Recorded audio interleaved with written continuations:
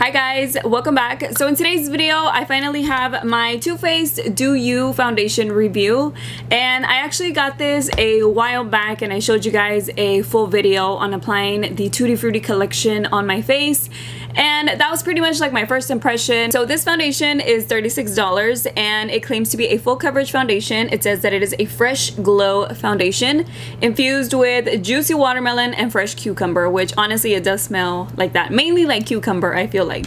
So it does claim to be long wearing, dewy finish, hydrating, and brightening. So as far as the claims that it has, I first of all want to talk about the coverage of it. So the first time that I applied the foundation, I used the Sigma flat kabuki brush, and then I also did the other side of my face with the beauty blender. This is what I used in that video the very first time that I applied it, which was kind of like a first impression, and it did look really nice, but it wasn't like a full coverage finish. But I'm gonna move on and we'll talk about the coverage later. And then right here I am using the Jaclyn Hill Morphe foundation brush. This one is the JH03, and I am using this brush to buff it out all over my face. So that is another brush that I use to try this foundation out.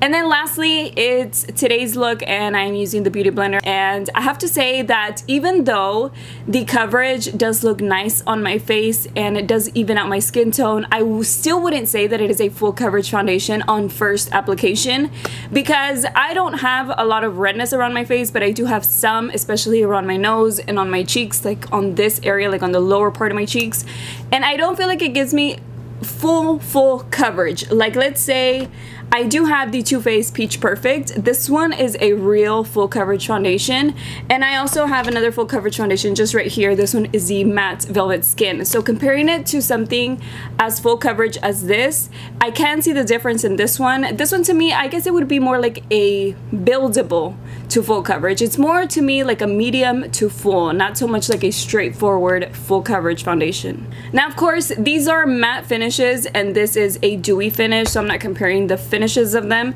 but I am saying that I can tell right away that these give me a full coverage application, like the very first spot that I apply it on. This one does look like it will, but once I start buffing it out or bouncing it around my face with a sponge, it does sheer out. Whether I'm using it with the damp beauty sponge or I'm using just a regular brush, I do feel like it looks like it sheers out little by little as I am buffing it out. Now if I apply a little bit more, then it looks full coverage and it does look even on my face. It doesn't look streaky, it doesn't look like it's like cakey or anything. It does build up to a full coverage, but upon the first application that I applied, it does not look full coverage to me.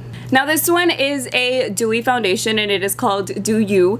In that video I did get a lot of comments saying you know that this is a dewy foundation, right? Because I kept saying it's not matte at all, it's not matte at all, and what I was really trying to say, I guess, without saying it, and it was not even like I did it on purpose, was it's not matte, it is a dewy foundation. Not that I thought it was a matte foundation, because I knew that it wasn't, especially by the name, but yeah, just wanted to tell you guys that it is a dewy finish foundation, and it does look dewy until you set it, just because I do set my foundations with either a matte powder or just a regular loose powder, and I don't feel like it looks that dewy afterwards. It doesn't look like completely matte either, but it doesn't look completely dewy, like super glowy. Like I'm wearing it today, you can't see that much of a glow. I mean, you probably can because of my highlight, but not that the foundation actually looks dewy, because it is set with a loose powder. Okay, so talking about some things that I have used it with in combination that I like it with, both of the primers that I've tried it with, I like it. I've tried it with the Hangover RX and I really like this one. It's very hydrating.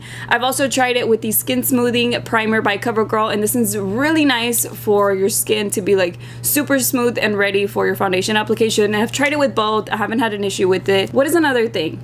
Okay, so it does say that it is hydrating, although to me, I have very dry skin, and to me, I do see that it clings on to some spots. Now, I do have dry skin around my mouth. I don't see any dryness there, and I don't see any dryness on my cheek area, but I do see it on my forehead for some reason. So it could just be my skin that's like extra dry on my forehead, but it does cling on to some little areas. It's mainly like right by my eyebrows, and it could just be my skin that is already super dry there, and I don't know, I need to apply more moisturizer or something. I'm not too sure if it's exactly like super hydrating, but I can say that it doesn't look dry on my face, it doesn't feel dry on my face, and it feels comfortable on my face. So I don't feel like I'm wearing like this cakey full coverage foundation. Not at all. It is very comfortable on my face. One thing that I don't see though is brightening. Maybe that is supposed to be over time. I don't feel like it's doing much of a difference to my actual skin underneath. I just don't see it as of now. I don't see anything brightening on my skin. Yeah, I guess that's it for the brightening part. Okay, but one thing that I do want to mention that I think is very important is that it does oxidize. It might match you and then be a little bit darker, or it might look super light and then it's actually going to match you really good, which is my case. I have it in the color Almond, and from the swatches online, I thought I would be almond. It just seemed like the good undertones for me. It looked like it was gonna match me perfectly, and then whenever I put it on, I was like, oh no, this is like super light. And I even tell you guys in that video, like, it looks super light on my face. So I'm actually gonna swatch it right here so that way you can see it. I'm gonna apply a lot so that way you can get a good look. So this is the color of it right now, and I'm just gonna give it some time as I'm talking to you. Even in the demos, you can tell that at first it looks really light on my skin, and then it just changes to a very nice color. Now, I don't know if it's all the foundations that are doing that because I only have one. Like I said, this is the color Almond, and it's already changing a little bit. Not much, but it is. But this one looks like it doesn't match me at all until a few seconds. It doesn't take that long for it to change. So it's not completely dry. I'm not gonna let it completely dry, but I am gonna swatch it on top, and I'm gonna just do this line. You can see underneath, yeah, you can definitely see that.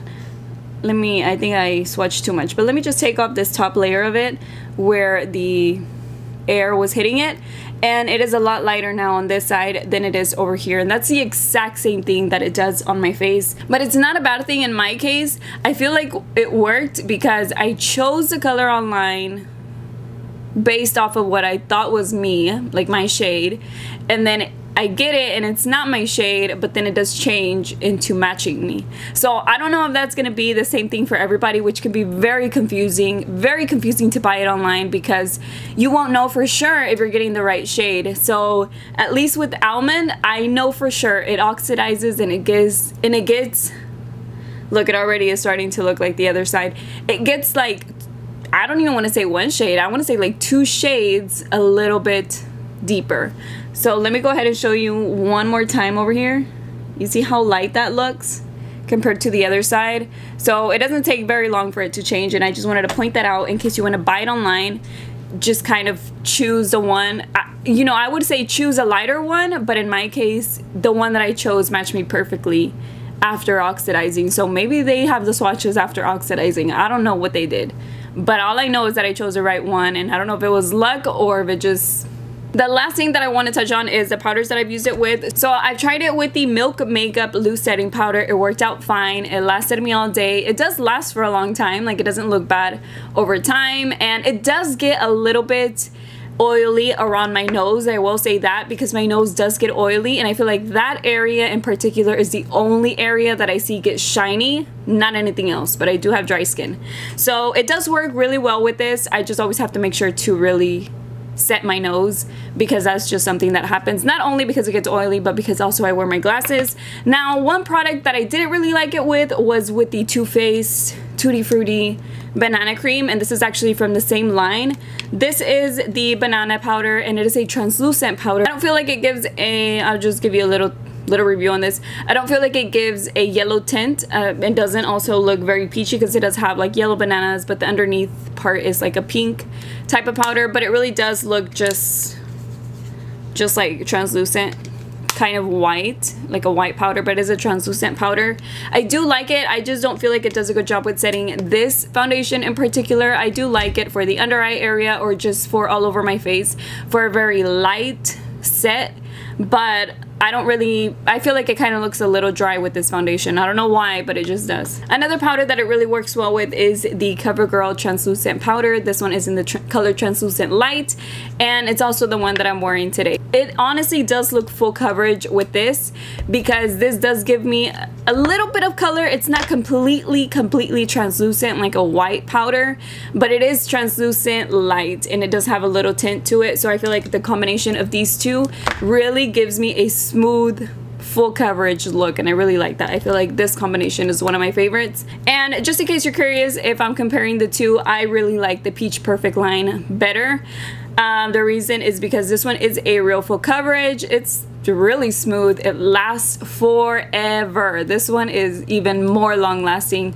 This one, I feel like, even though they're both long lasting, I feel like this one looks more flawless longer. So if I were to compare both of these and just kind of tell you which one I prefer this one. It gives me a nice finish. It is a matte finish, but it's more like a natural matte finish, not like completely matte like the matte velvet.